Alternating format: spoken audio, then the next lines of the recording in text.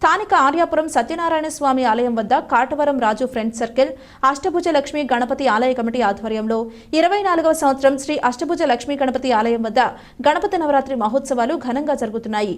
ఇక్కడ కొలువుతీరిన భారీ గణనాథుడిని దర్శించుకునేందుకు భక్తులు భారీగా తరలివస్తున్నారు. కాటవరం రాజు ఫ్రెండ్ సర్కిల్ ఆధ్వర్యంలో ఇక్కడ ప్రతి ఏటా భారీ గణనాథుడిని ప్రతిష్ఠించి నవరాత్రి మహోత్సవాలు నిర్వహించడం ఆనవాయితీగా వస్తోంది. ఈ ఏడాది కూడా భారీ విగ్రహాన్ని ప్రతిష్ఠించారు.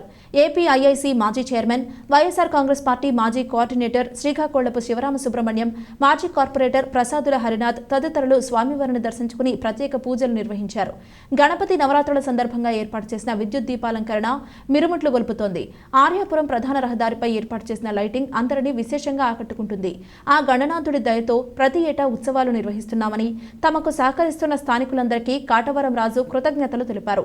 9 రోజుల పాటు ఉదయం, సాయంత్రం ప్రత్యేక పూజలు జరుగుతాయని, అనంతరం ప్రసాద వితరణ ఉంటుందన్నారు. భక్తులందరూ స్వామిని దర్శించుకుని ఆయన కృపకు పాత్రులు కావాలని కోరారు.